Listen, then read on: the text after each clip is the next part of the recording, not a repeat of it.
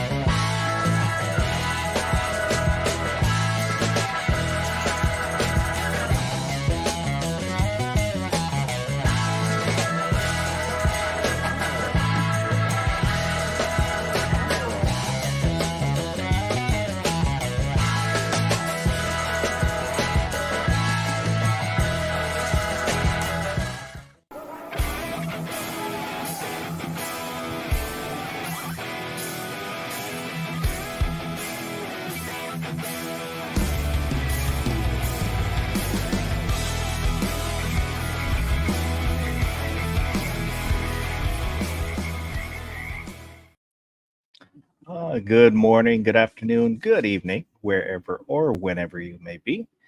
This is the Overnight. I'm DM Foss, and tonight we have gun websites. How you doing? Well, that's great to hear. Spacebar evidently was not the mute button, so yeah, thanks for hosting. And Gizzard Gary, how you doing? I'm doing all right. Thanks for having me. Well, I appreciate you being here. Let me go. And it's for some of us, it's still the second, so it's every second matters. Some of you, it was the second. Today for starting conversations about the Second Amendment and why it's important. I was going to do a video, and I didn't realize the second was today, so I was going to film it later, and then realized, oh shit. So hopefully next month I'll have one. But the good news is I looked at a calendar earlier, and every single month next month has a second in it. Oh, well, that's good. It's not a leap year or anything weird. In the description, there's a link for the Gilded server. It's a place to hang out, chit chat. You can share pictures, memes. You can get a hold of me. You can get a hold of usually anybody else that's on the panel through there. And that reminds me, I'll get the banner going as soon as I find the banner.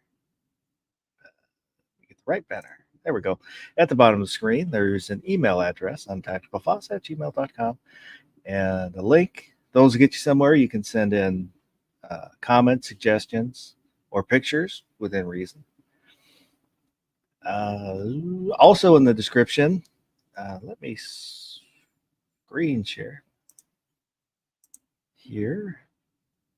We want this one. Gun Websites still has a couple of the Cyber Monday patch package deal extravaganzas packages left. I think number 7 and number 3 are the two that are left. So you can still pick one up because they don't say sold out. That's how you can tell. And one of the people who buys a package is in the running for a Civivi knife, I believe. That was on the Cyber Monday itself. Oh, and it went out to somebody you might know called Krabby Toidle. But I could still figure out something. I'll be having another Civivi knife giveaway here in a bit. So anybody that grabs one subsequently, or maybe everybody. Maybe I'll put everybody in, but I thought you were going to do it after they all sold. nope, sorry. That was a Cyber Monday like live thing. I didn't think about it. I think I was saying if they all sold, something would happen, but I ended up doing it. I guess spur of the moment, or I didn't pay attention to whatever I was saying at the early part of the show, because something like 4 or 5 sold. So Well, there's still 2 packages left, so you can get in on that. yeah, there's definitely going to be extras involved because essentially these are to help get the next run of patches made. So you'll also get the next run of from the next run of patches that come out. And then there's also other things if you poke around on the Gear site, patches and stickers and whatnot. What's cool is that setting those up. I did that kind of late in the day on Cyber Monday because I was doing other things and I was like, oh crap, it's Cyber Monday. So I got the idea to do a set, right? To do sets instead of something else, instead of just a sale or something. So that either gave me the opportunity or forced me to learn how to use the phone to input straight to the store. So that gives me a lot more flexibility. Before I used to have to take pictures, put them on the computer, fiddle with them, and then get them on the store. Now I can remove some of that process and get them up on the store a lot quicker. So I should be able to be way more way more up to date with the store and what's available over here. Yeah. I will say I poked around a little bit on the store. I think it's I hadn't seen it since you had updated it, and it's a little easier to navigate now. Right on. It's always tough, because I know everything that's in there and I know where it's at. So it's tough to think about it from somebody who's amazed to them, like they don't have any idea how much is there. So kind of like make it, I guess, the equivalent of straight lines instead of curvy lines, right? So somebody can stand there and kind of get an idea what all's in the store and then go down to where they want to go. But yeah. And let's take a peek who is out there. Let me get over. There we go. Let me get up there. All right. Let's see who is out there in the live chat. DJ Play Nice was out there having a big wee, like he does. Baron SVG was out there. He's probably gone to bed. Rumble Vulcan, Garage Guy, X Adam 1, Ron Wayne. Yeah, Ron Wayne won the last giveaway that we did, and his post office decided to give away his giveaway prize to somebody else. Luckily, it got returned to the post office, and he got it. He won one of the She-Fire mugs and a bunch of stickers. I'm not sure if I put any patches in that one. Did you just address it to whoever shows up and asks for a package, and then with that hometown and zip code? No, I put his address. Well, I was kind of worried about, maybe I put the wrong PO box or whatnot, but I double checked in my on the computer what I had listed for him, and it was correct. I get incorrect stuff in my box all the time, like from other people, like a 10 off or one, just wrong, like maybe 2 envelopes stuck together, I suppose, half the time. But most people, they're like, oh, this ain't mine. They jam it right back into the, like, whatever outgoing mail slot, and then they just put it in the correct box, next time they resort. I get the post or the mail person. Sometimes it's a female, a lady. We'll get mail. If we get the wrong mail, it'll either be the previous owners of the house or neighbors a couple houses over for some reason. With like a same address but off a number or something like that? Similar. I can't remember what their... We've got a thing with like east and west here. For some reason, when they decided that they designed everything, they were like, hey, it would be cool. Let's put the exact same house and streets and everything, except with an east and west. Otherwise, they're miles away from each other. But technically, if you drew a line on the map, they're, I guess, straight on some line. Yeah. So we're on the same street, east and west. Makes no sense. I know I- some cities are like that, but when you only have a few like that, it's just frustrating. That happened to me when I was in high school.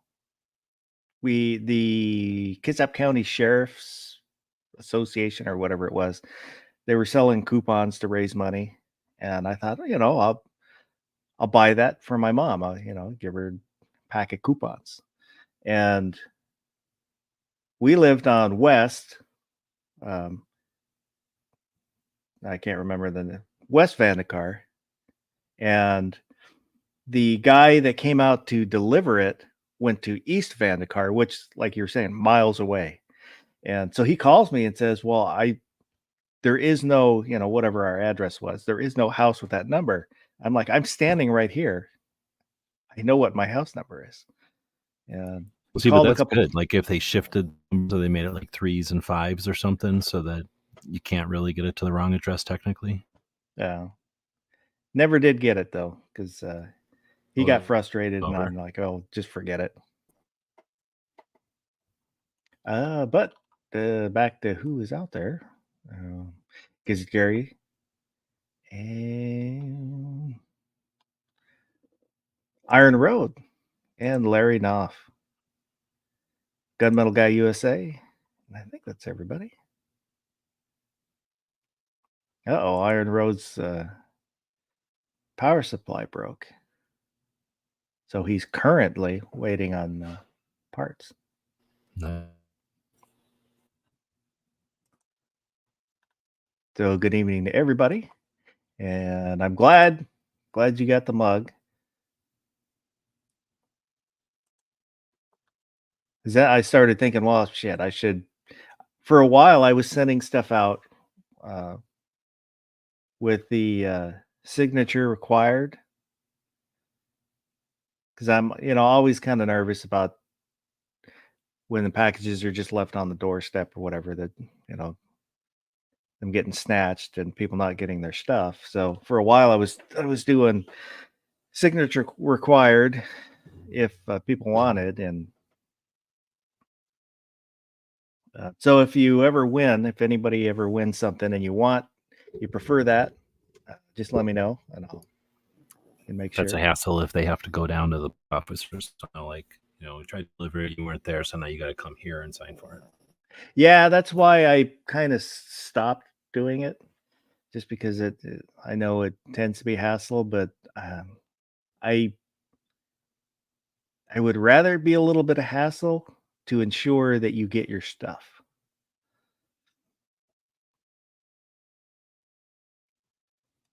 X Adam One is saying, I used to live on 3rd Street. Pizzas would always end up getting delivered to 3rd Street. Oh, so he lived on 3rd spelled out, and they would get delivered to 3rd with the number 3. Somebody else kept getting his pizzas. Tactile Fuds out there. Good morning, Buck.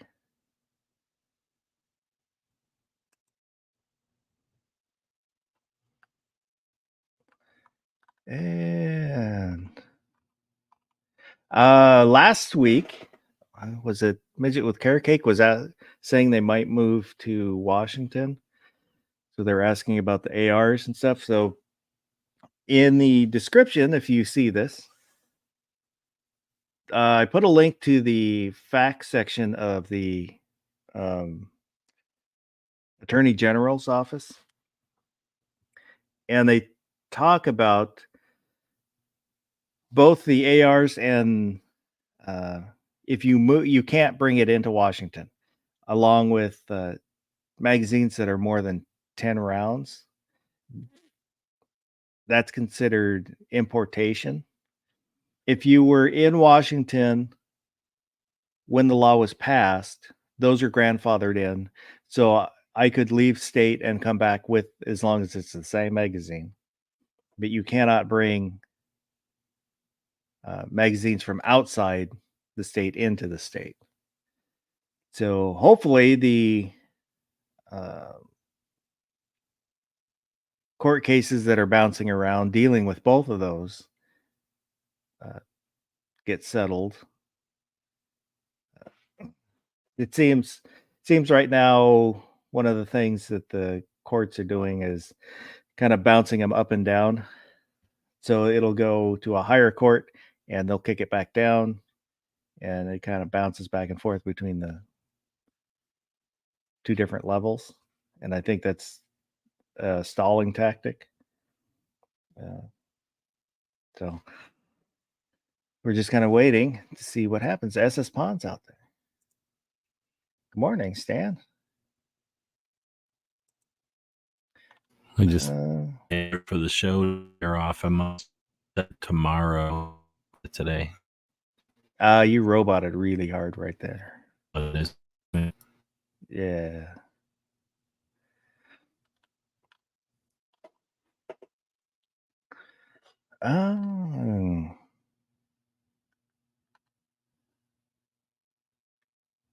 So, I don't know.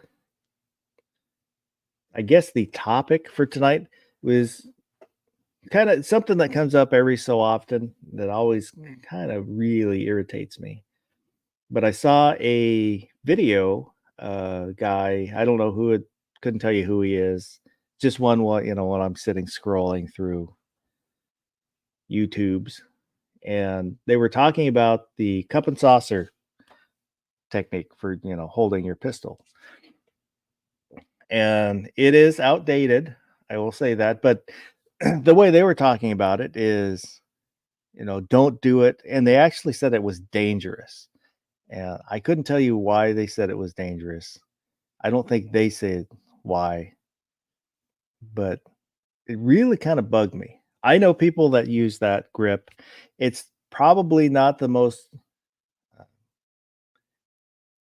I don't want to say efficient, but there are newer ways to grip that have been developed, like the thumbs forward, which give you a lot of contact with your pistol. But to say it's dangerous is, I don't know if they said it because they're ignorant or to make an outrageous statement for views, which some people will do.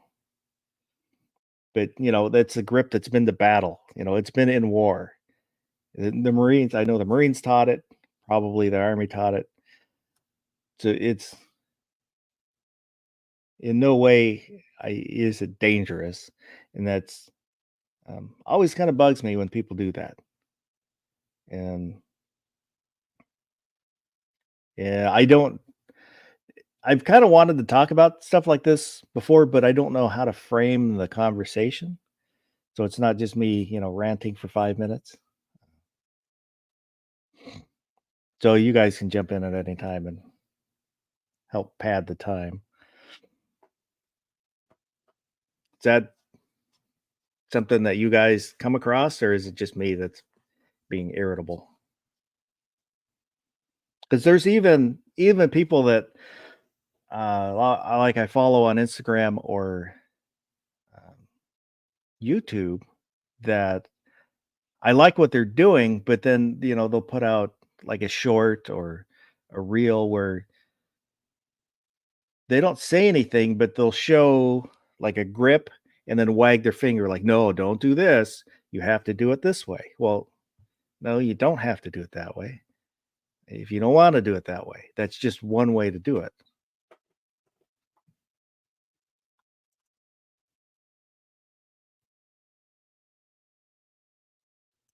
I've had people leave comments on my YouTube videos suggesting that I use different grips or suggesting that I'm not gripping correctly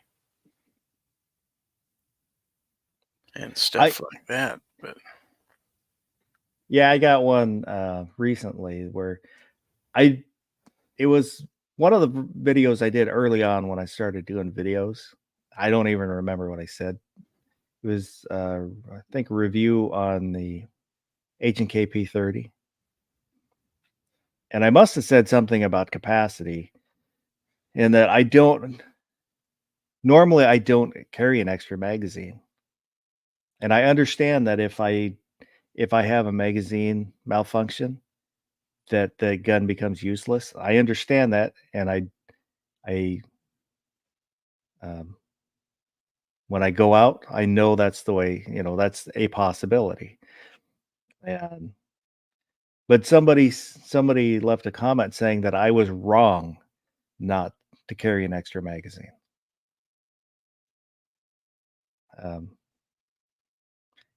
Well, no, I fully understand the consequences if I have a magazine malfunction. I just choose not to. Same. If I carry a revolver, I do carry extra. I'll carry 2 speed loaders. I'm not going to have a magazine malfunction with the revolver, but 6 shots is probably plenty enough. Statistically, it's like 3 shots. What is it? An altercation is settled within 3 yards, 3 shots or less, and it's like 30 seconds or something like that. I don't remember exactly. 3 minutes. I don't know. But now, instead of carrying a spare mag, sometimes I do the tried and tested method of just carrying a spare gun. Believe it or not, I may have one on a hip and then be carrying a second gun pocket carry. So if the first one fails to go off, I just grab gun number 2 and keep going. I've never carried a backup gun. I'm a minimalist. I didn't tell you what the backup gun was. Well, I don't like to carry a lot of stuff. That's part of the reason why I don't carry an extra magazine. And I know it doesn't take up a lot of space, but that's, I made the choice with the full knowledge of what I'm doing. Well, I got the pistol on the right side around 4 o'clock, 4:30, depending on the pants. And I've got a Leatherman on the other side in roughly the same position on my belt. So it's like, how many different things do I want to stick on my belt? Bubba Triclops Ballistics out there and Hillbilly up. Good evening. X Adam 1. I grip thumbs forward because I found it to be best for me, and I can get faster, more accurate shots. I even rest my thumb on the light. Many people put their thumb back by the slide release area. I use kind of a revolver grip, the thumbs over revolver grip. My thumbs cross over each other. It's comfortable for me. That's what I've kind of always done, and I don't feel a need to change. You're gonna lose your thumbs that way. Yeah. Does this work now? Yep, I can hear you. Yep. All right. So I understand your apprehension. I think it's from the idea that it's like maybe sports or something, where some people have played and some people watch all the time. So there's going to be some dynamic because some people think they're an expert all the time by watching or observing or reading about it or being around people that do it. And then there's people that do it and think they're an expert because they've done it before. And nothing makes you an expert except probably time and having an open mind over time so that you can actually, because you can do one thing wrong forever and then be 100% convinced that that's the way to do it. And it doesn't make you right. It just means you've done it a long time. Yeah. So I think that it has something to do with the conversations that you may have experienced, have something to do with the participants of the conversation and, where they are in that spectrum, but then also how recently they've gone to training. So if you listen to somebody who's just got out of a class, somebody who's gone to a class and still can kind of, has all the insight still in their head, but they have to recollect it. And then there's people who have been to class before, but have to remember it. So just think of it as like if you're having a conversation about math or something else, like the people that just got out of class, who just got tested on it, they're going to know math backwards and forwards. They're going to know it up and down. and they're going to be like, come on, just use that equation, just use this equation. The fastest way is to do it this way, because it's in their head. And then there's people that, can kind of remember it. Maybe they remember pieces of it or something, but they use, they apply some of it all the time. So they can keep up with some of that conversation. And then there's people that remember being in math class in high school, but they can't remember much more than it was one of the classes they took, but they understand that that what math is. And then there's people that have never even been to like statistical algebra or something stupid. So, you might understand that it's a class and you acknowledge that it's a class, but what are you going to respect about that? Nothing. You don't have nothing to relate it with. So I think it's like that with firearms. You got people who are like, look, I can own the thing and carry it around legally, so leave me alone. And then you got people who are like, I just got out of class. I know everything there is to know about what I got taught, and I want to share that with people. And, depending on their personality, that comes across as, let me help, or you're doing everything wrong. And, then, And if, and then with people become those different people over time.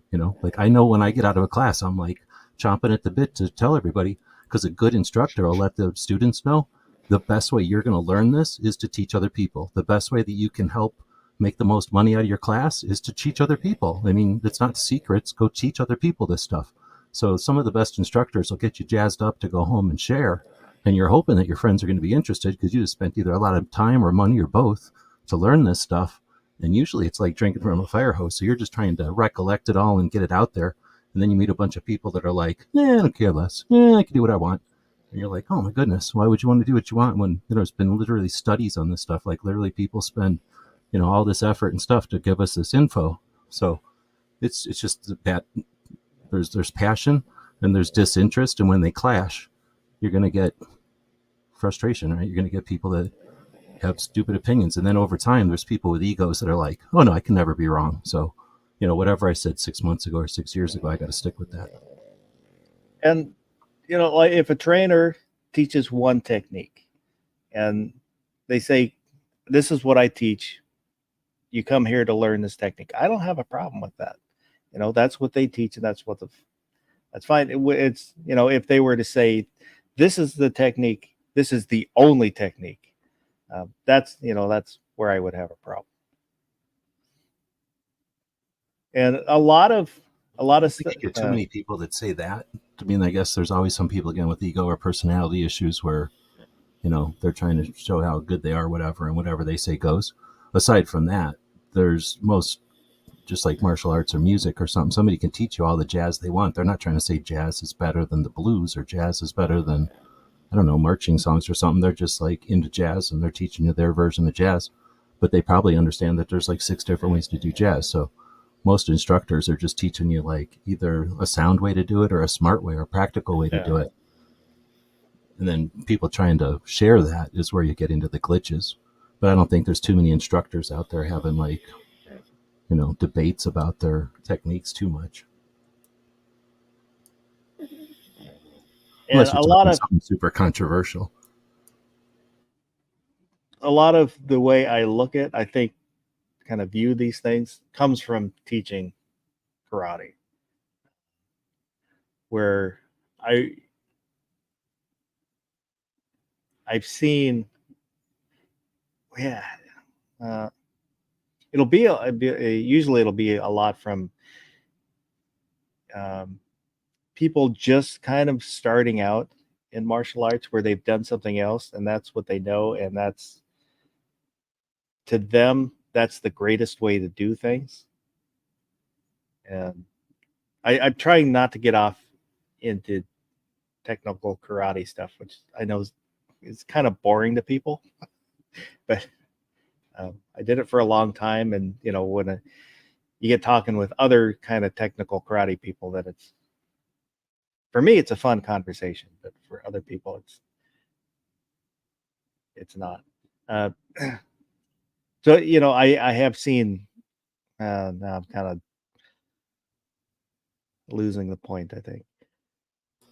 Well, maybe the idea that people come in and probably think like, oh, I'm going to learn karate in like 15 minutes. Like, hurry up and teach me karate. And then other people are like, I'm interested in learning how karate is different than my taekwondo I already know, or something like that. Yeah, and there's lots of different reasons that people would take it. Some would do it just for exercise. Some would do it to socialize. Some people do it self-defense. Some people do it because it's athletic and they want to be peak athletically. As someone who's peaked athletically, I can tell you it's pretty good. You should try it. Yeah, I peaked like at 16, so it's been all downhill for a long time now.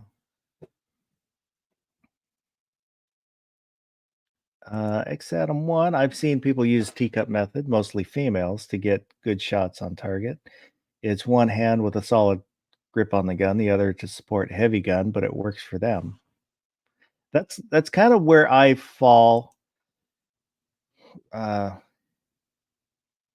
Is, you know, I want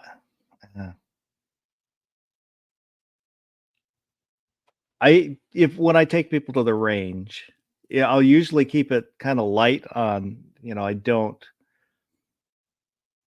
it'll be people who most of the time it'll be people who aren't real familiar with guns. So I'm, you know, just make sure that they do it safely, but then, you know, not throw in a lot of strict rules because I want to make sure it stays fun. But, you know, it's the teacup. There's somebody I know, the Marine, you know, he uses teacup and does well with it. So I'm not going to tell him, no, you can't do teacup. It's dangerous. Well, the reason it's dangerous is, I'm assuming, again, I have no idea, but the reason I would assume it's dangerous, they're saying it's dangerous, is because it teaches you to shoot in a marksmanship-like style. So if you look back even further than that, you get to where people would stick their one hand in their pocket and stick their arm out, extended it all the way, and shoot like looking over their shoulder. That's, again, think of trying to do that when someone's trying to beat you up. Someone's trying to physically beat the crap out of you and you're going to try sticking your arm out and extending it. That would be dumb, right? That'd be like giving them your gun. So if you're going to hold your gun kind of in one hand and hold on it so tight that you're now kind of goofy around your arm, like you're fighting your own skeleton muscle system to be able to squeeze with your fingers, but one finger's left free, and you're doing that in a weird angle, and then you're just going to use your other hand to hold the gun up. Yeah, that works great at the range when you're trying to shoot marksmanship and you got all afternoon and no one's trying to beat the crap out of you. But if they're trying to hurt you or take your gun, that is when it's dangerous. So if we're talking like tactically real and you're talking about training to use a gun defensively, then it's foolish to think of it as a marksmanship style. So that's where I suspect they're saying it's dangerous, and why someone would say, fine, shoot your gun this way, but the same way you're not going to, I don't know, you know, just something else you're going to do casually is not the way you're going to do it under duress or when your life depends on it, right? So if you want to understand the way that you might want to shoot it when your life depends on it, well, then hold it this way, you know, hold it a different way. So now try to take it from me. But the other thing is, when the reason things change or evolve is because they figured out that when you just hold the gun with one hand, like I was describing with the teacup, your gun is in an unnatural position for your body. But when you do that forward grip thing or whatever you're talking about, the standard modern grip, that's just over decades of sports medicine people looking at how hands work and how guns are and developing a system that's kind of uniform for all guns except revolvers that gives you the best, I guess, what do you call, like, grip on the gun. Like, it just makes the gun shoot better. So it's an extra benefit that it's also defensively strategic because it's almost impossible to take the gun from you when you're holding onto it that hard. But it just makes the gun easy, you know, more controllable when you're shooting it. It's just the most, well, at least at this point, it's the most control we can put on a gun with two hands.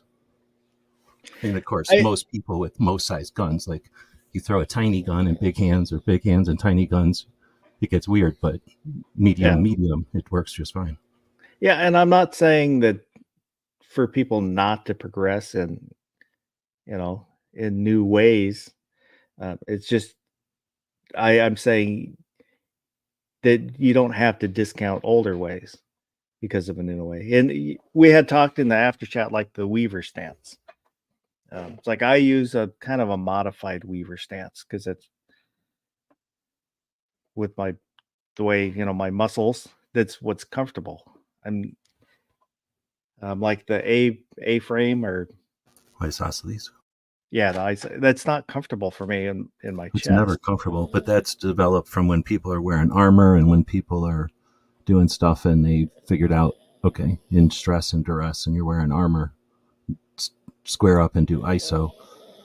And that's just a development of time. Now, if you're not wearing armor and you're not squaring up on people all the time, I can understand somebody saying, oh, well, that's not applicable perhaps, or, why train that way if we're not, if your rules of operation or whatever rules of engagement are that you're walking towards the threat, that's fine. But if you're training in the situations where you may not be, then yeah, why only do offensive techniques, I suppose. Is Gizzard asleep? I thought that was your air purifier snoring.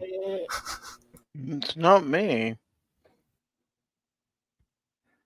I was listening to this other chat and I'm like, awesome, they got a dog snoring in this chat. And I look over and it's this dog just snoring. It's like, I'm not the only one. And, there's a good chance that all this is just me being grumpy, prickly. Well, it's a presentation thing. And again, when there's ego involved, people are like, nope, I learned it this way and I just paid a lot of money to learn it. So, and I worship or respect the person that told it to me. Therefore, you can't be right. Plus, you've never even, if you haven't done anything, it's like, how do you justify it? Like, where do you come from? Where's your science? Where's your math? But gives that person 20 minutes to calm down or think about it. We live in a world where you don't have to have science and math and justification to do anything. As long as you're not hurting somebody, you can do it however you want. But Guns and Waters out there. Good evening. We're also a bunch of people that like to help each other, so that's why I think we end up offering stuff that other people ain't interested in. We lay down a lot of stuff that other people ain't picking up.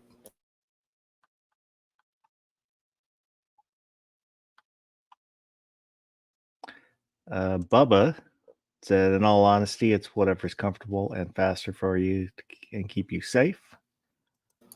I agree with that.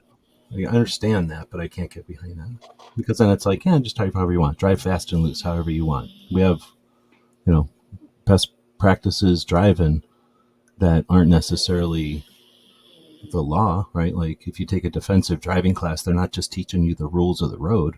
You're going to defensively drive within the rules of the road, right? You're going to defensively drive on your ranch and on the road. So I think there's do what you want because that's all you want to do. Be casual about it. That you definitely have that right. But at the same time, I mean, if you wanted to see in the dark, are you going to only use a candle or are you going to grab a flashlight or maybe even night vision? I mean, there's stuff exists. Why not use it? We paid a lot of money as taxpayers to develop this stuff. Most of the techniques and stuff are developed by sports shooters, taken in by police and military, and depending on what era, more of SWAT or more of military, and then put back into the civilian market, changed around, regurgitated back into military and police. And I mean, it's a massive hybrid of military surplus at this point. We paid for all this stuff, all this knowledge, and all the vetting of the techniques. I will agree that there's a lot of ways and newer ways, but if somebody says I like the candle, I'm going to use the candle. I'm not going to tell them.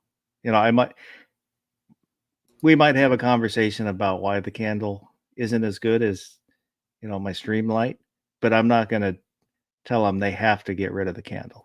No, never. And there's a validity in knowing the candle and the stream light. You're useless if you only know the stream light, right? Yeah. I mean, seriously, the people that only know techniques that they're taught on the job are useless. People that are comfortable with guns only happen when you care about guns and you like them and you fiddle with them all the time. And you're not fiddling with them, only officially or whatever.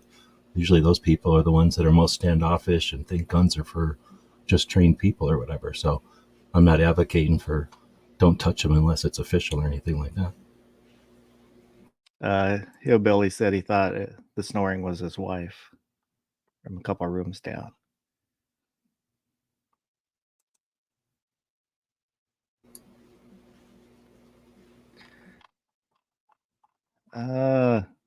Yeah, this is kind of why I wasn't sure about this topic, because I don't know what else to say about it.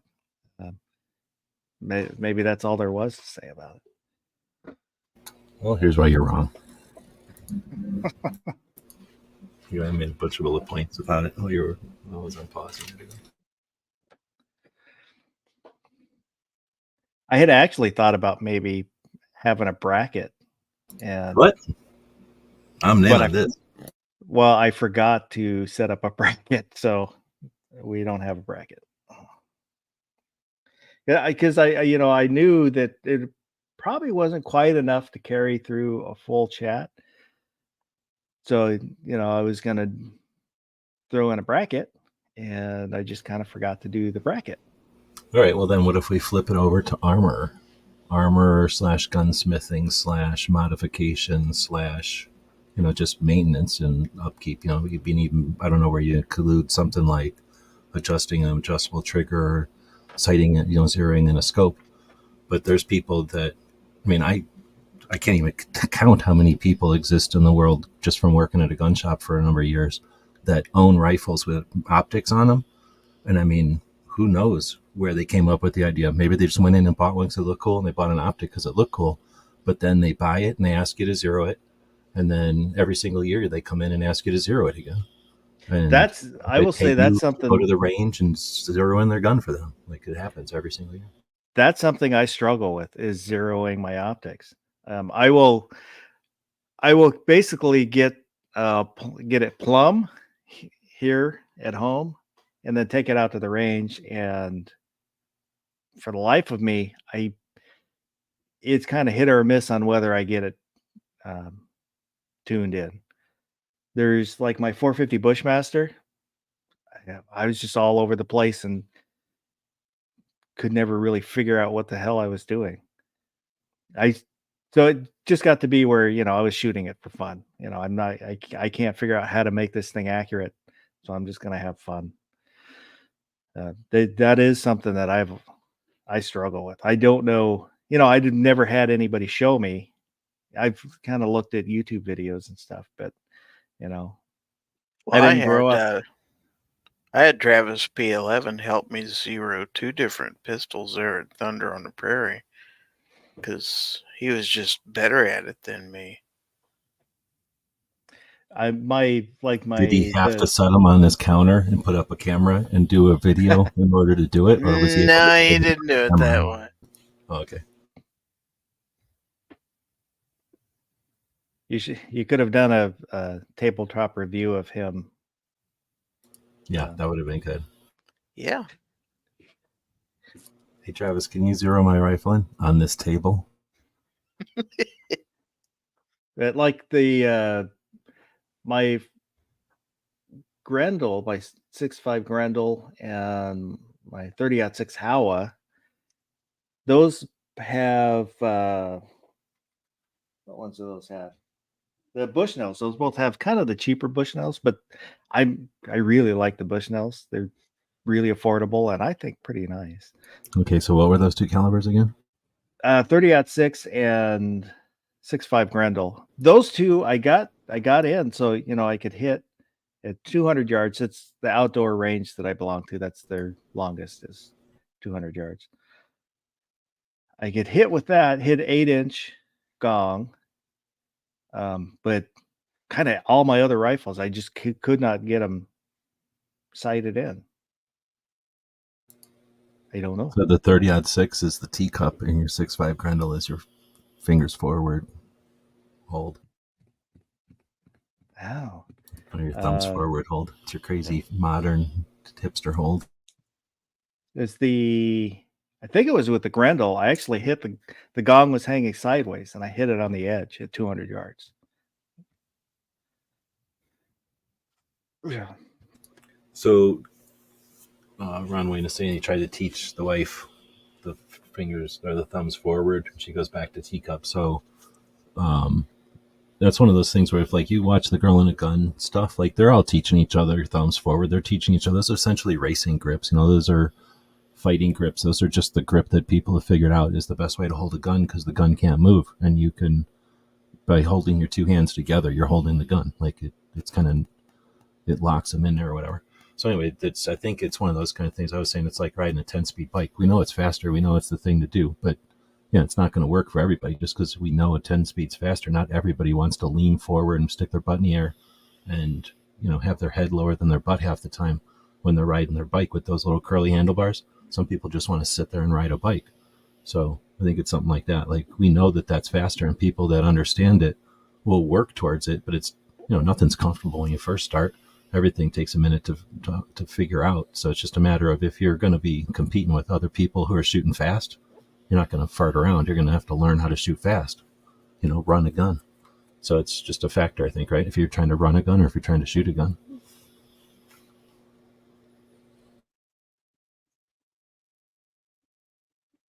Maybe like a motorcycle is a better analogy. Like, some people just want to ride and other people want to crotch rock and they want to haul ass. Yeah, I had when I had my two Yamahas, the XS750 was set up kind of closer to a cafe style. It wasn't quite a cafe style. It wasn't. I hadn't stripped it down. What's a cafe? Where it's kind of short, straight handlebars, so you're leaning forward. And then my the 920, I had mini ape hangers, so they weren't the tall ape hangers, but a little shorter. And it was, the ape hangers are really comfortable, so you can sit back and just kind of cruise. And then the straight handlebars give you a lot more control for tighter maneuvering. But they mean you got to constantly be sitting forward all the time. Like, you always got to be humping up on your bike. You can't ever lean back hardly, right? Yeah.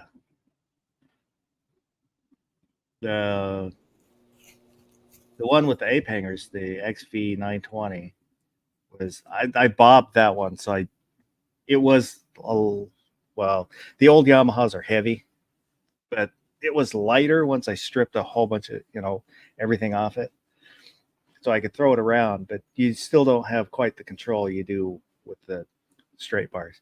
How's it going, Hillbilly? Hey, buddy, how you doing this evening? I'm doing just fine. Enjoying the chat. Figured I'd jump in and say howdy for a few minutes. Well, I'm glad to have you for as long as we can. Was there anything that you wanted to add on to anything that we've said so far? No, not really. I'm enjoying it.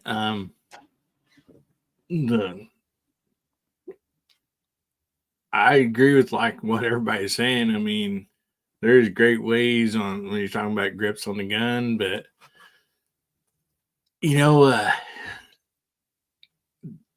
it's always the question: do you like change everything and start over and do it the right way, or do you do what's comfortable for you?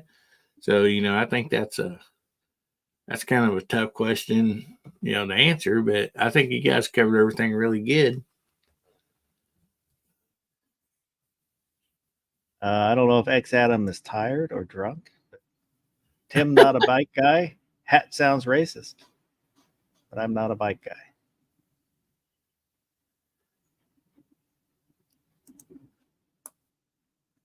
I stopped riding motorcycles just because with my kind of my work schedule, and especially after I fell asleep riding, because I was kind of tired all the time, so it was not safe.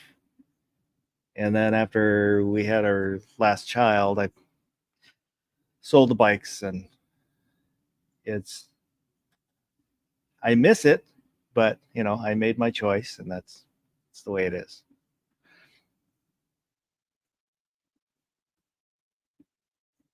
I don't think I don't know, Hillbilly might have like dirt bike, but do you have a road bike?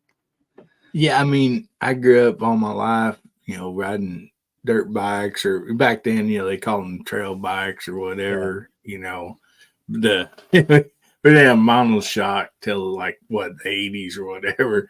But I grew up in that. I had a couple street bikes, but a younger brother at the age of like 24 got killed on a street bike. So I just felt like I could never put my mother through that again, you know. So I've not owned one in many years, but I did like them real well. I had a friend in high school that his brother died. His brother and his brother's friend were running from the cops, and they took a 90-degree corner too fast, and he dumped his bike and hit his head on the curb, and it killed him. And it was bad enough that his friend, they brought him to the scene. You know, they caught him, brought him back, and said, "Look at your friend. This is what happened." And then ended up letting him go because they felt that was enough to teach him his lesson. Wow.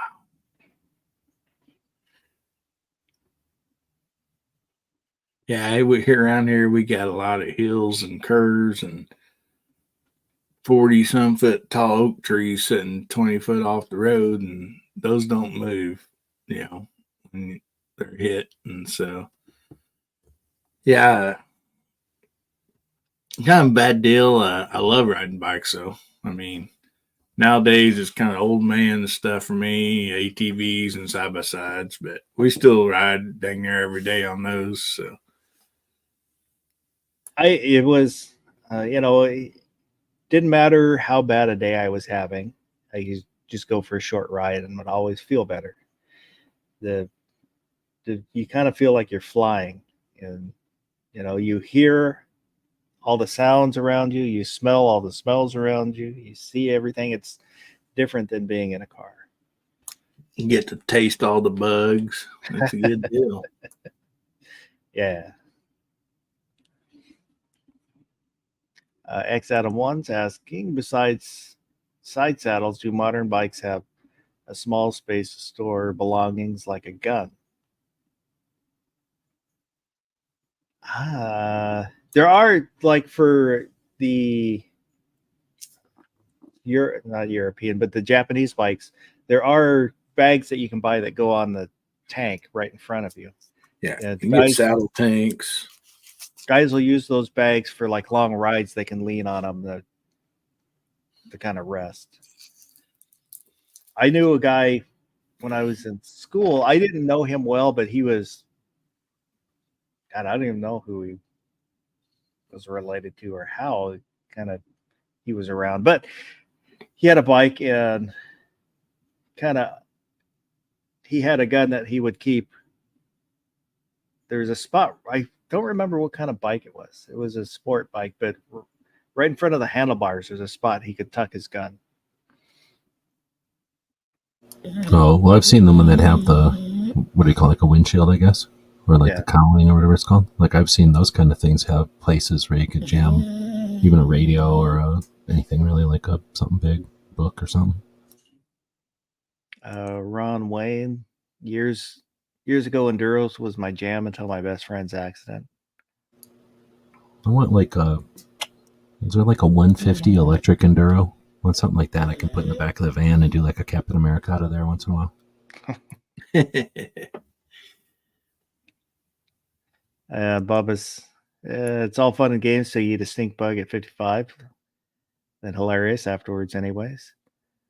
I've taken like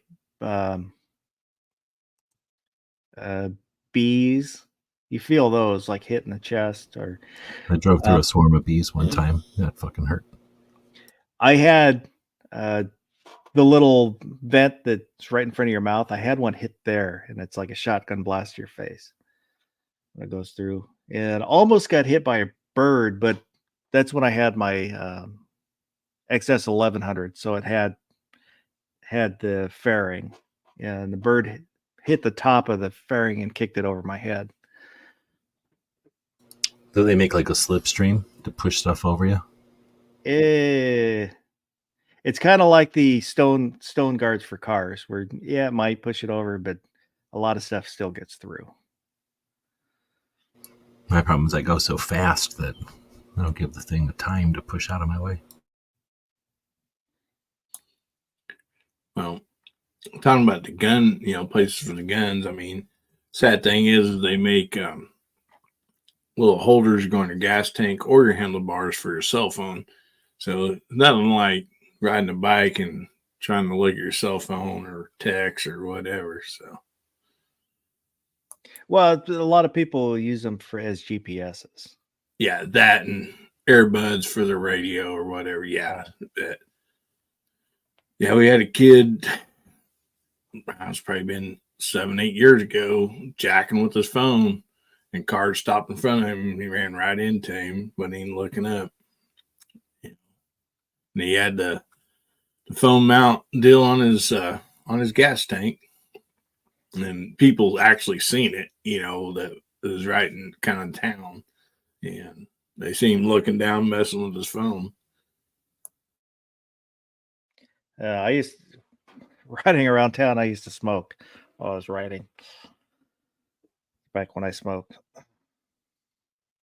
But only at low speed, because You would roll your own cigarette as you were driving. You'd just kick up and not have your hands on the handlebars and roll your own cigarette as you were going.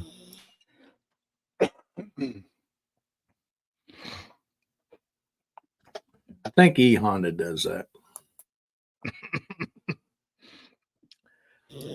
Pop a wheelie and then roll your own cigarette. Pop a wheelie and hold it with your knees. I actually had a buddy of mine riding through town one time. He'd kicked back on his seat and had his feet up on the handlebars and was holding the throttle with one of his feet as he was cruising down the highway at about 40 miles an hour. Just kind of leaned back. I was never comfortable enough to do that. I always had at least one hand. When I was riding on the highway, it would just be one hand and kind of depending on which bike I was on, but just kind of tuck in a little bit. Let me ask you this, Foss. You ever get the high-speed wobbles on a bike yet? Did that ever happen to you? That's scary. No, I've never had a tank slapper. What is that? It happens from going fast? Sometimes. Well, I'm sorry not to catch you up, but yeah. And it throws your handlebars left and right real hard. So it's hard enough you can't stop it from happening. And what you're supposed to do is you can either let go and the bike will center itself. But when you're starting to panic, it's You're hard trying to correct it and you're wrong, right? Like yeah, you're yanking on it. Yeah. No, I've never been anywhere near that fast on a bike. I was always told to gas it, and yeah. It's not really to me of not much concern, but having my buddy, he said he went to pull out and go around a semi, and something about the wind. He said he don't know what happened. There wasn't nothing in the road or anything, but it started happening on him, and he's running 60 mile an hour, 65, and he gassed it and it pulled out of it. But he said it was super scary, especially right beside a semi, tractor trailer. Yeah, the only thing I really had is like I wasn't reading when you're writing,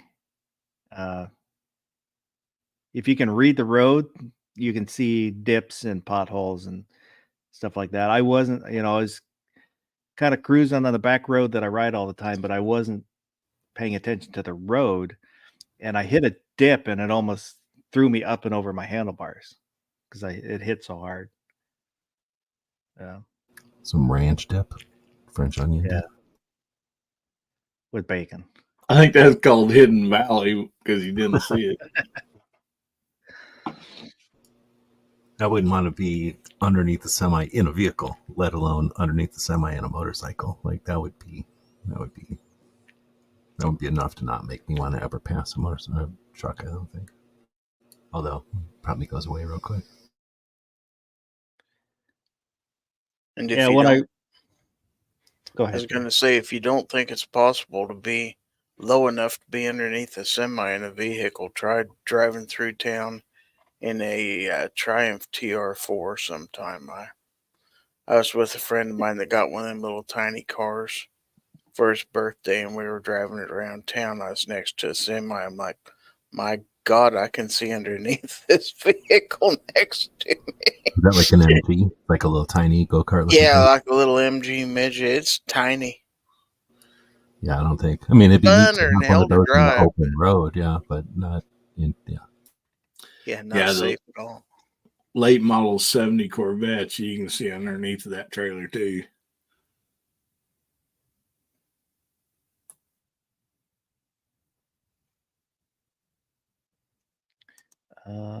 Adam, I saw a guy on the highway riding on his belly with his feet crossed in the taillight area like Superman.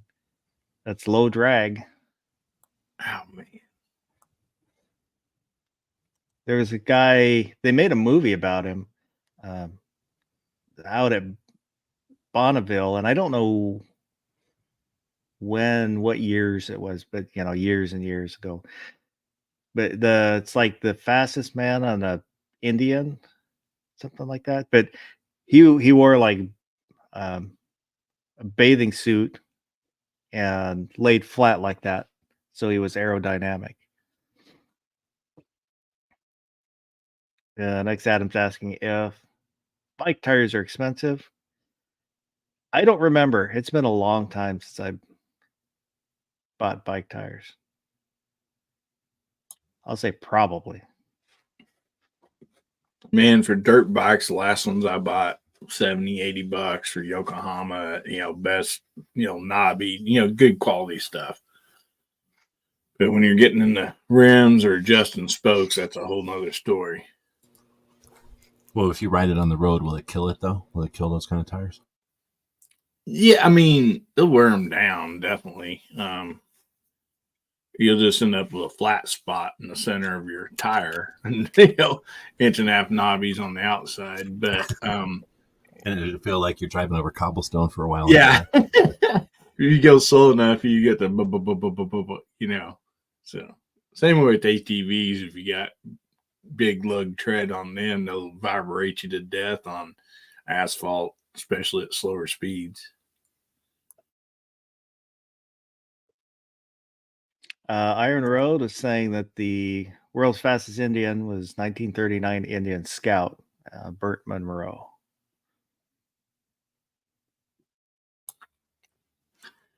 Man, those Indians with the suicide shifters on them, man, those are some sweet bikes, though.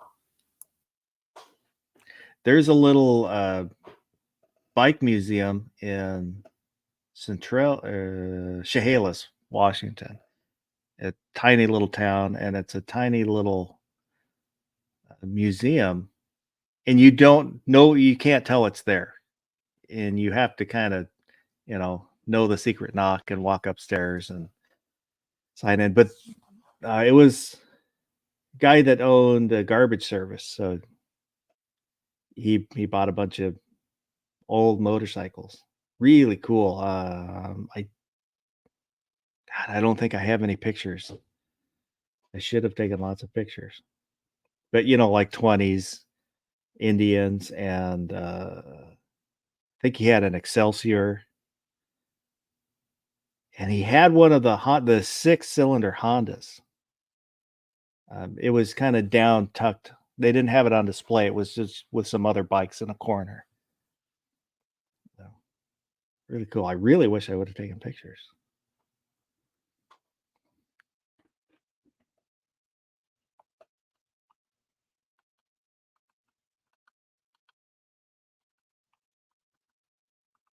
And talking about bikes always, it's kind of fun and makes me feel good and makes me feel sad because I miss riding. You can rent them. Would you rent them, or you don't want to get into the dangerous situations again? Nah, I wouldn't rent one.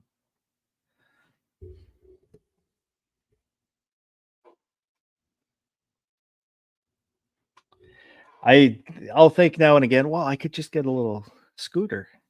Scooters are fun. They're really, really fun. Just kind of embarrassing.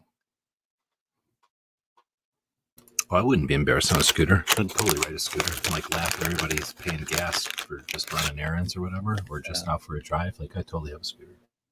And in Washington, if it's 49 cc's or less, you don't need A motorcycle endorsement. Yeah, I'm a- that's how it is in Arkansas.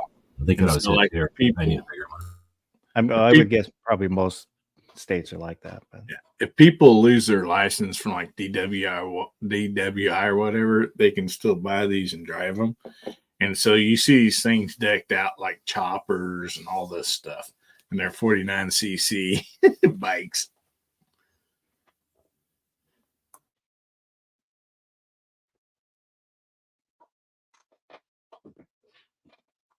You have to get oh, a what a 49cc, a little car, like a little one of those like cars from some country where everything's tiny, and you get like a little 49cc. Can you drive that around? Or it can only be 2 wheels. like the old Messerschmitts with the door that in the front that opens up. Yeah, like that kind of thing, like a little triangle car.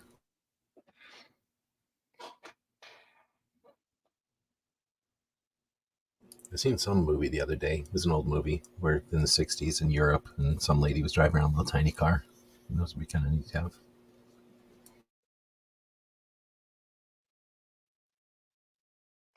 I would love to have an old Vespa. They're kind of cool. The thing is, I want a scooter with real size wheels, right? Not the little tiny scooter wheels. So that would be a Honda Passport type. I had a friend in high school that he had a Yamaha. What was it? It was a 500cc scooter. Well, they make them up to like 1,500, I think. And so it had a lot of power. I'm like crazy. I'm not a motorcycle person, but I know they make them pretty big. Like a little one's 50, right? And nowadays a big one is 150. I don't. I think they make that. I mean, you call it a scooter because you're sitting on top of the engine and your feet are in front of you. You know, you're like sitting there, like on a stool. Like Yeah, because you step through. Bigger. I wonder if I can give me a beer cooler that's got 150cc in it. There's a guy at the gun show that used to drive around one of those. Yeah, a buddy of mine had one in it. Like his beer cooler pulled a beer cooler behind it. It was sweet. Car shows, I mean, great thing.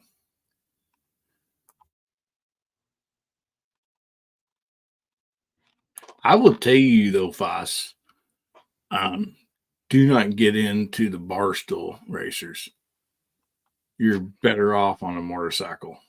We got into those. They are super quick, and I think every one of us that owned one or anybody got on it, they ended up with broken bones, man. You're not made much just because you go horsepower. flying off of it too easy. Well, your center of gravity is up so high, and they're quicker and shit. I mean, like they'll lay black marks. I've seen videos. I think it's 150 that I was thinking, not 1,500. I've never wanted to try it myself. A lot of busted Burning out? I don't mind burning out as long as it's in a straight line and you got plenty of place to go.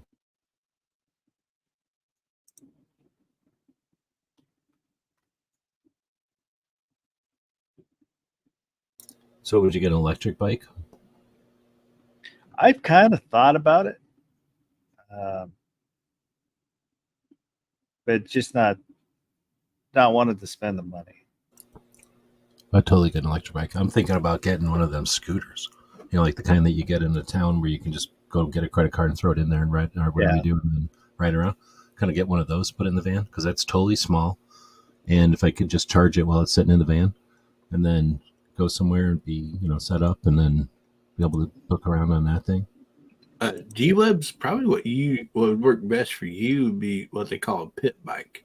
You get those I know what you're talking about. Yeah. And electric. And Electric pit bike. as racers, you know, a lot of people had those someone back truck on front of the race car trailer, and they work good, and you can get those at decent prices and stuff. You know, do you know who Vandaliska Vlogs is? He's in Australia. Mm-hmm. He rides. I don't know if he still has it, but he used to ride kind of the stand-up scooter that you're talking about. That was his transportation. He had a bunch of videos on riding around town. Oh yeah, I mean, you get to the $400 level, and they're legit city transportation. At least I see a whole bunch of them for sale all the time. Are you talking about the little tiny? I got the hiccups. Little tiny dirt bikes. I gotta sit on one, see if it'll scoot me around. But I would totally get one of these 48-volt electric dirt bikes if it would scoot me around. Oh, I mean, I don't know about the electric ones, but I'm sure they would. I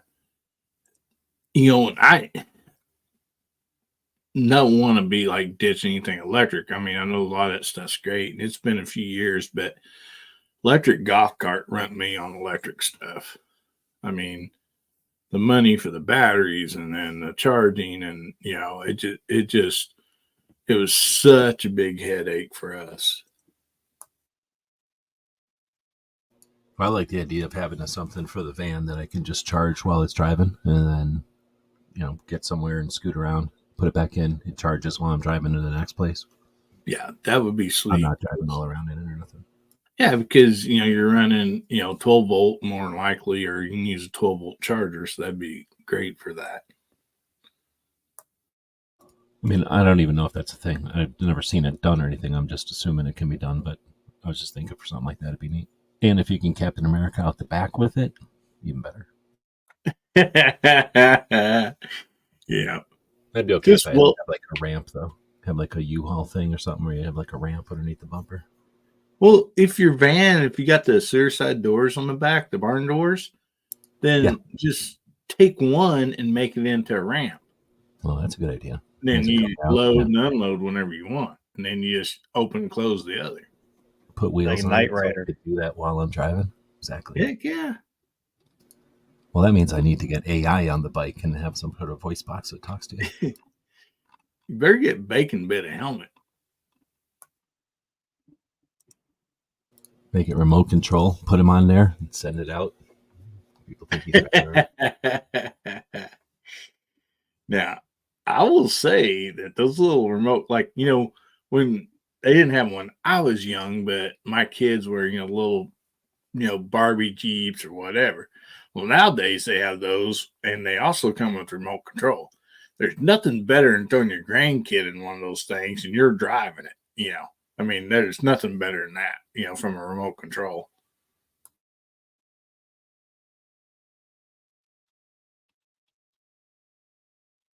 I've always wanted to get like one of those little battery powered Barbie cars and stuff. And I've seen the videos where they like put double and triple the batteries in it, so they burn out. Sure. They can jump them babies up to 36, 48 volt. I was just watching a channel where I'm assuming it's hard to know on YouTube. They either wrapped the Barbie stuff around some existing thing, or they just probably did a video. Maybe they did a video where they built a better all metal gas engine underneath of it, but it was essentially like a little tiny go-kart that they crammed into a Barbie thing. So they went gas and made it like, actual suspension and wheels and everything. There's a bunch of girls out there that probably dig having a real four-wheeler, essentially, just painted all pink for Barbie. Now, I still want one of the smart cars. You can do the engine swap for the motorcycle engine, and then you can get body kits to make them look like squashed Ferraris, or there's monster truck conversions you can do. Just seems like it'd be a fun car to drive. Wait, what are we talking about now? Smart cars. The little 2-seater.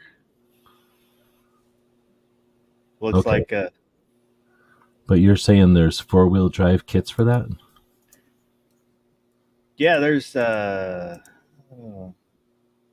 let me see if I can find one.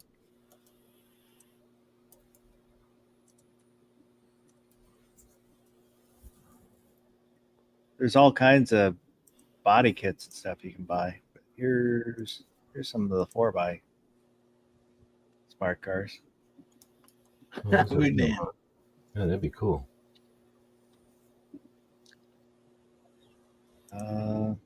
I've seen one for sale, and it was, I think, a 2-door, and I wanted it, but I didn't have any money at the time, so I didn't even look at how much it cost.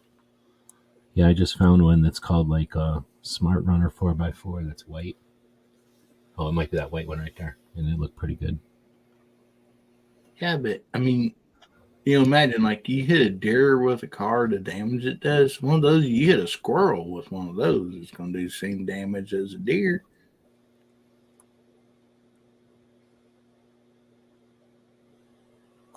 They are cool looking though.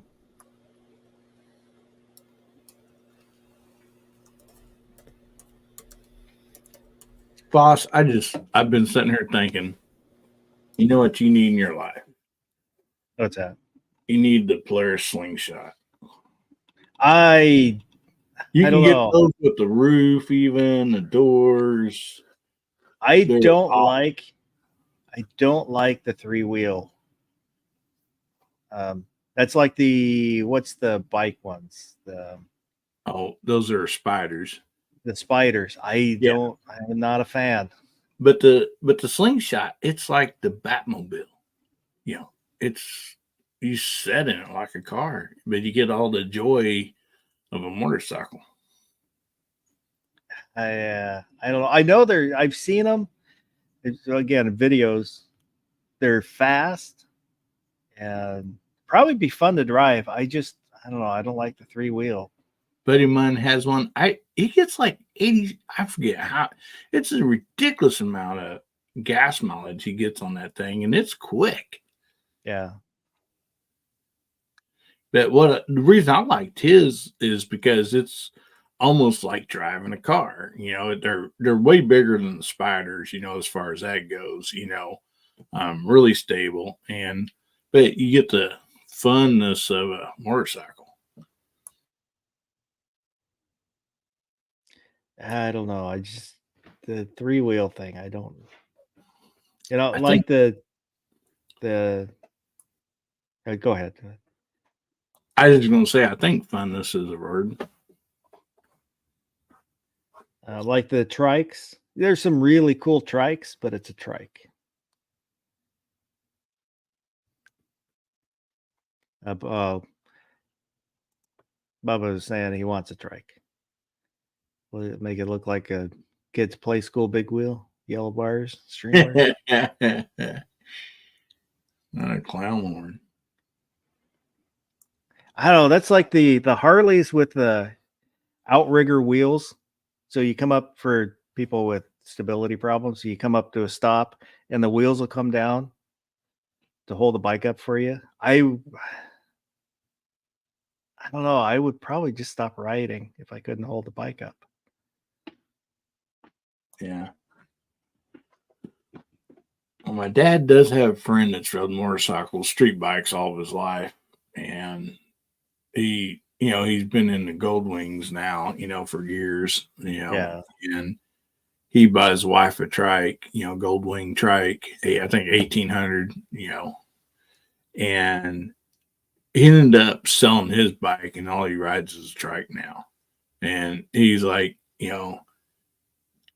before I bought this, I wouldn't be caught dead in one, but he goes, I just love it.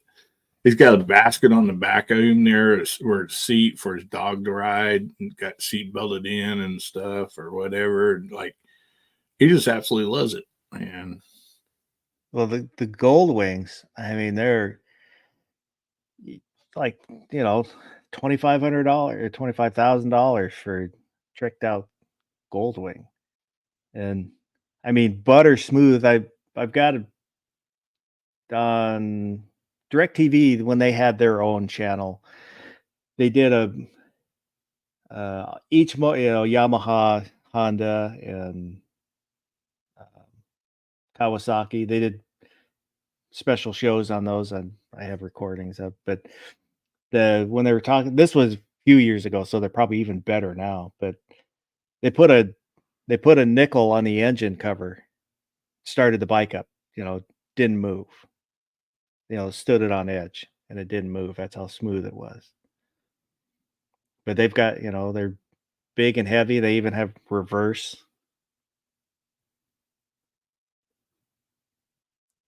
oh yeah,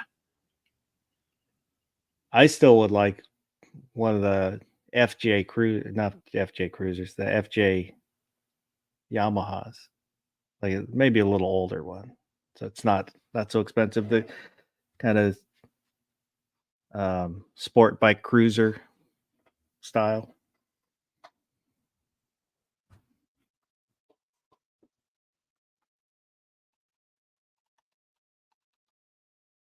Yeah, now I'm getting sad. I miss my motorcycles. Yeah. One of these days, I'm just going to build an old Harley with a stroker kit in it and everything and just start it up every now and then. Imagine. Shut it off, work on it some more, start it up again. Imagine doing a motorcycle bracket. We could do that. Just saying there, just sitting there, being a bracket waiting to be done. Look at me. Oh, maybe for the next mouse party, maybe we'll do a motorcycle bracket. I can't guarantee it because there's a good chance I'll forget that I was going to do one, but we'll pencil it in on the schedule. Yeah, but man, you got some classic bikes that you don't see a whole lot anymore, like the Hodaka and the Gemini, and there's a lot of classic stuff out there. It's just too bad you don't have a Discord chat where people could remind you. Gilded? A gilded? Gilded, yeah. Eric M509's out there. Said, I'm too old and too many crazy drivers to ride motorcycles anymore. When I rode like everyone was trying to run me over. Also down here, like the roads, they're not all perfect, but when they make a new road out here, it's like glass for years. Yeah. Like it's nice for a while. I don't remember it being like that when I'm driving up north. Like it's got to be a whole different thing driving a bike where there's snow and what snow does to roads and stuff. Plus the whole thing about drivers are only used to seeing bikes half the year out there. Down here, they're used to seeing them kind of all the time. Well, what a lot of bike drivers or maybe, newer people that drives bikes don't understand, you'll get into them in the mountains too, but like around here, when you have your hills, your curves and stuff, you go around a curve where it banks, one way, so you have water that runs across the road. And during the rain, you hit that, it's like a sheet of ice, or washes gravel onto the road, after it quit raining. And both of those are bad ideas. And a lot of bike riders don't understand that and be able to watch for depending on the terrain you're on.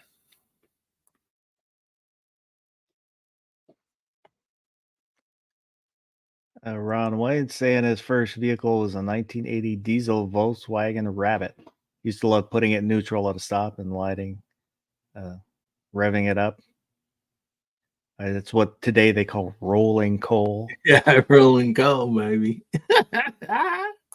I had a friend once again in high school that had he had a diesel Rabbit and converted it to gas.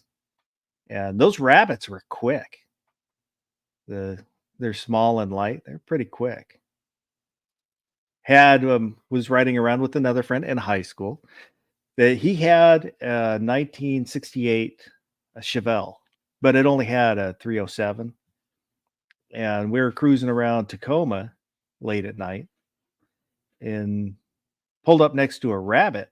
And I'm sitting in the back seat and I'm kind of looking at the Rabbit and it looks a little funny. And light turns green and it's gone. And I realized it had a little bit larger tires. So he was a little bit, somehow had built up his Rabbit a little bit. And with his 307, he couldn't touch that Rabbit.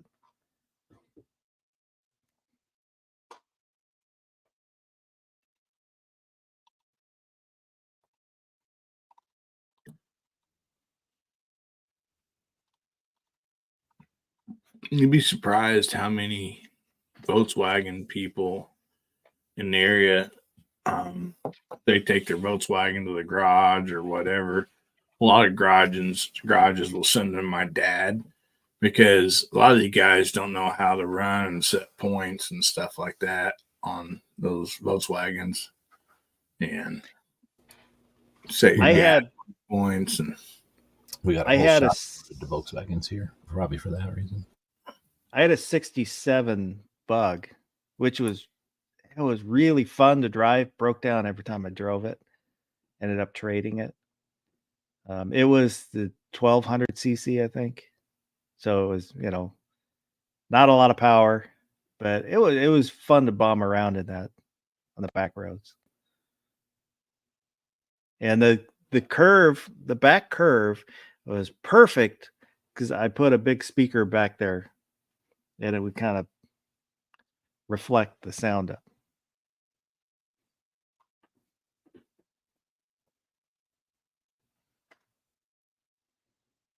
Oh, speakers on the back of a Volkswagen Bug?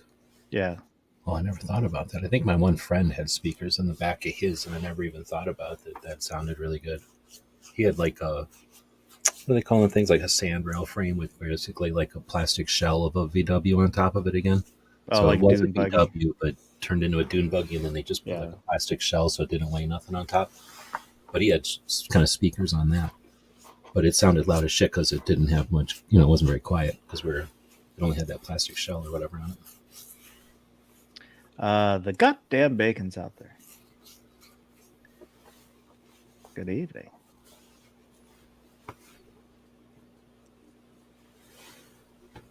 Yeah, the old Volkswagens had the gas lines that didn't use clamps.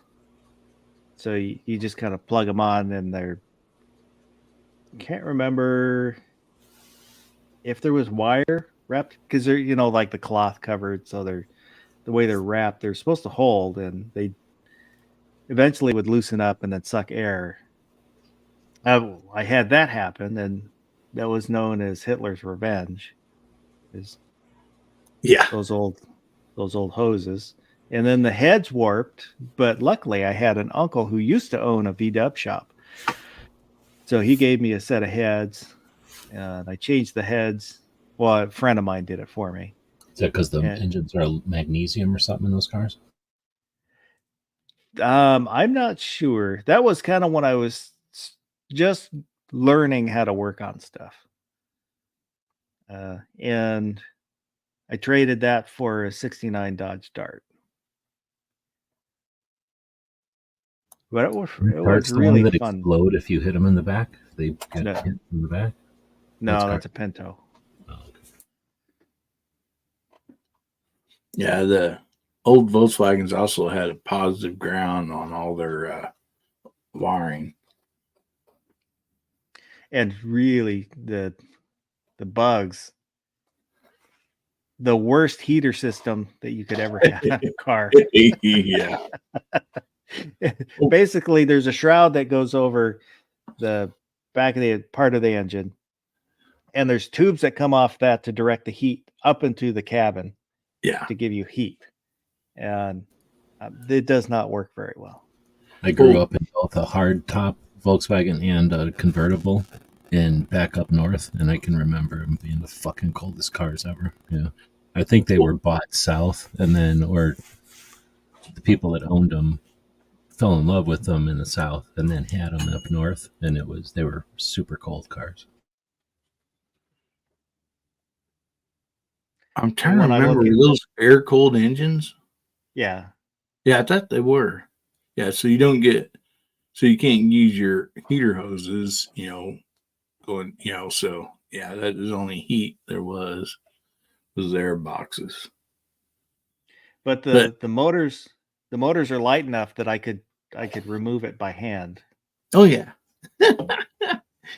And if I'm not mistaken, I think there's 3 bolts on each side. Yeah. On the lower frame, and then you pick the entire body up off of the frame, remove the body from the vehicle.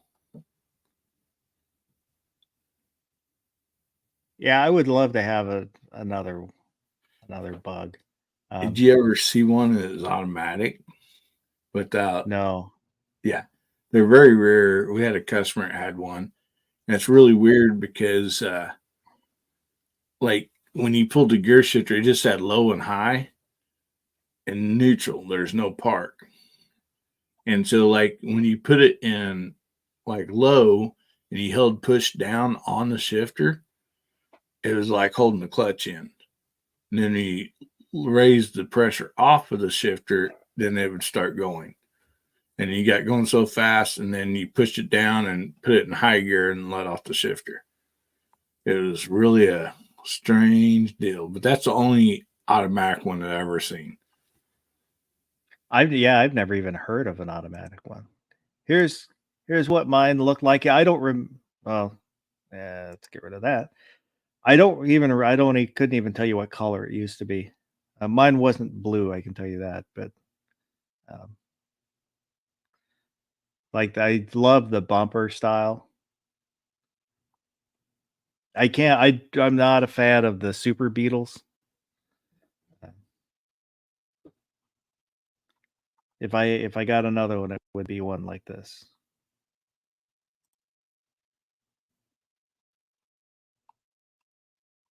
If I got one, it'd have to be Herbie. But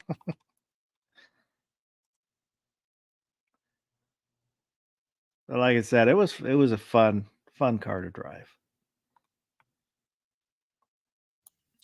There were people that would do engine swaps on the Beetles. There was one for sale in the Auto Trader back in the 90s that I saw. It had a 396 in it. What? Dang. Yeah. But there was also, around that same time, there was Mercedes 450 SL. Somebody put a 426 Hemi in it. Holy smoke.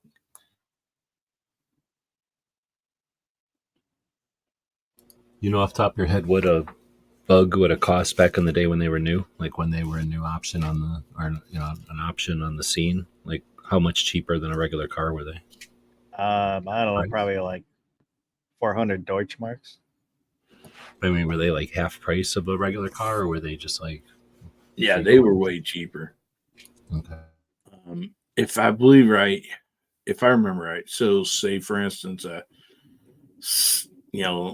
say upper 60s, 68, and they're like a Fairlane or something like that would have been around $1,800, $2,000. And I think a Beetle or a Bug, they were around $1,000.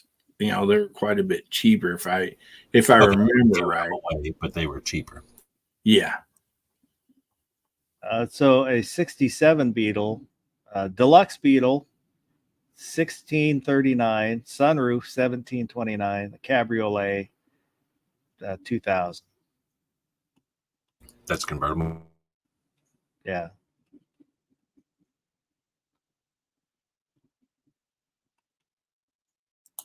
Yeah. So a German car is using a French word for convertible. I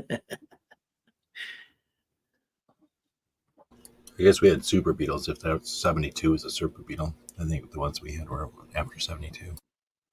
Yeah, to me, the Super Beetles are ugly. That's when they were more mainstream, huh?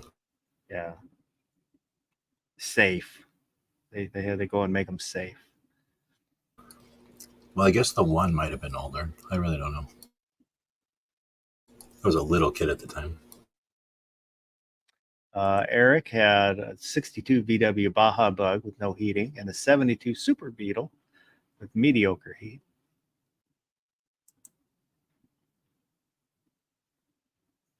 All right, so since we're talking, I'm only getting a van. Like that's the only thing I would even consider is a VW van. But what about a thing? Oh man, you get the van with the extended roof on it. Well, those are worth a fortune right now. But no, I'd just get a regular van. We've had these 2 or 3 vans growing up, so my friends and shit, we have them going to the shows and stuff. So I like vans. I probably wouldn't get a thing just because they're too Nazi to me. Yeah, I get that. I mean, they're not, but I get it. I mean, Yeah. they are, I guess, actually, but yeah. Same reason that I don't have any interest in Lugers. Yeah, I know But they're almost a Nambu. Yeah. It and I don't have hard lines on these things because I kind of have always wanted a P38. But I would not own a Luger. And I don't want an AK, but I want the Dragunov. I got a P38 made by American Arms. I really like the looks of those. I had a friend that had a Beetle. I think this is before we started hanging out. And there was something wrong with it. So he took it to his brother-in-law, who tried to work on it with his brother, and it started causing tension. They would fight over for some reason. So they took a backhoe and buried it and told him it got stolen. And years later, he does not know that that's what happened to us. He still thinks, as of last time we ever talked about it, he still thinks it was stolen. And one day we're sitting around and he had a jar with the change and keys and stuff. And he pulled out the VW key. He goes, "Here, you can have this. If you ever find this VW, it's yours." And, all right.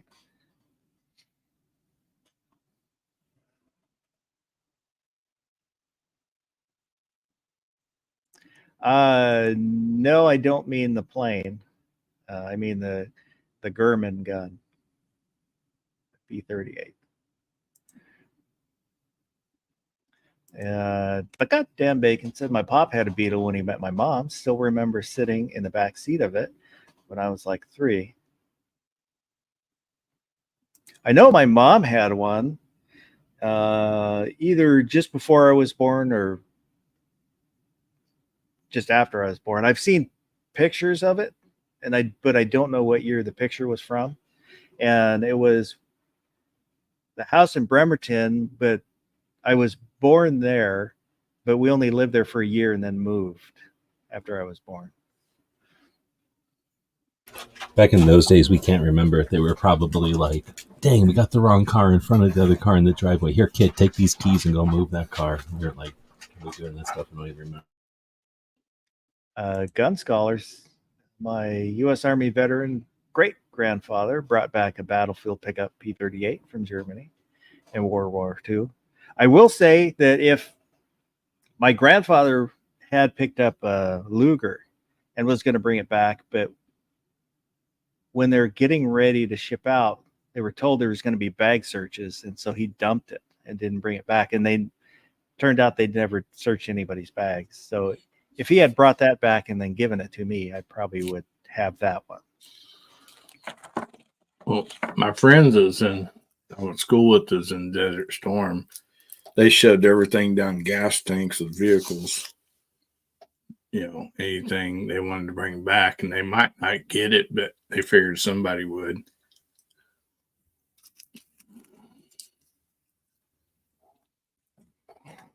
So if you ever own some type of military vehicle from the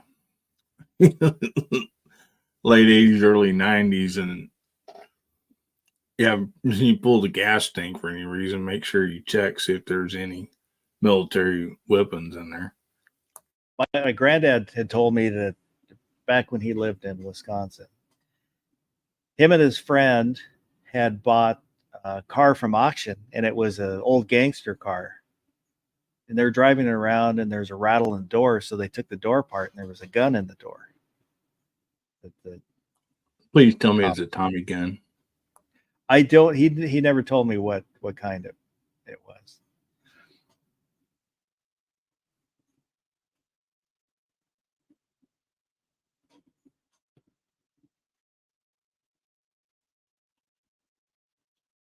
And I don't think I don't know if he kept it or not. I know because, well, we'll say when I met him, he didn't have any guns. So.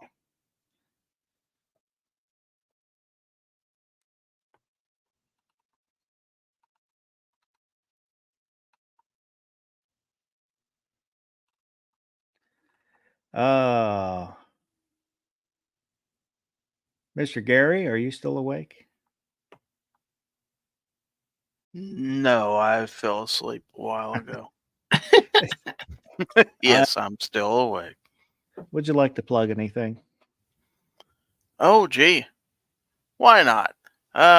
Let's plug Foul Territory Friday nights, 9 p.m. Central every Friday, where we have fun and we talk about guns, we talk about Second Amendment, and we give stuff away and we show Gorn.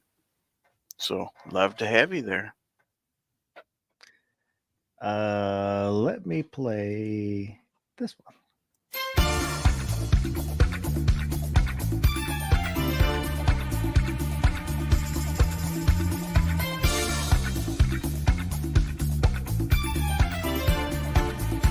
Disco is dead. Disco is not dead. Disco is life.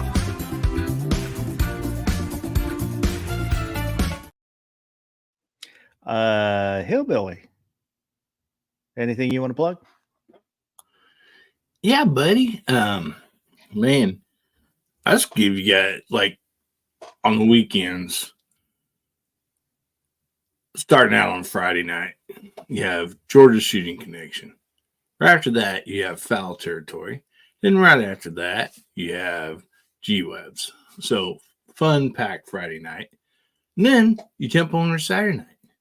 You start out, you got Brick Cheney. Then you have Guns, Beer, and Therapy. And then the Saturday Night Mouse Party. So, I mean, what more could you want on the weekend? There's plenty of entertaining and educational programming on the YouTubes.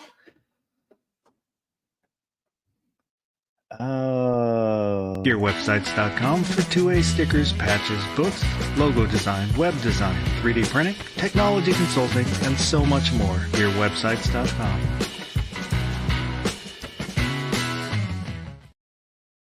And there are 2 of the Cyber Monday extravaganza packages left. There's links so you can go check them out. And then while you're there, you can poke around the rest of the website, gearwebsites.com. Anything you want to plug, G-Webs? What if we added a set of green enameled balls to the mix? Ooh, cloisson. Anybody familiar with these? What are they called? Cloisson balls. Is there like specific ways to do stuff with them? That's pretty much what you're supposed to do.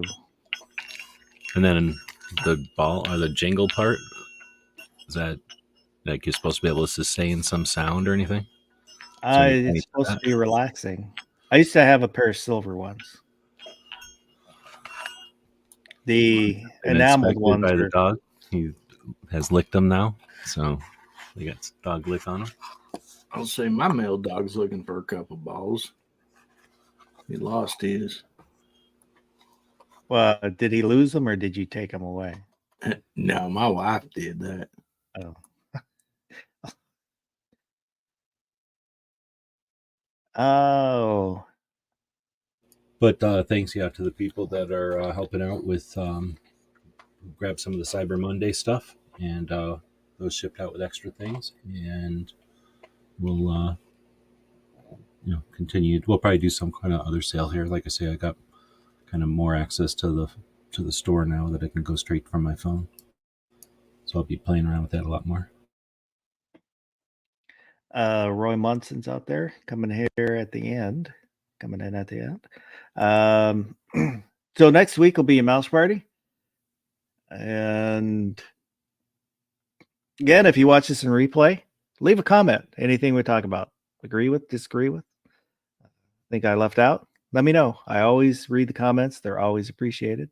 And thank you to the people that were out there in the live chat chatting it up. And if you're out there watching that didn't say anything, I appreciate you too. Don't be afraid to speak up. So, I think that's it. Hope everybody has a good rest of the night and go do something good. Still here? It's over. Go home.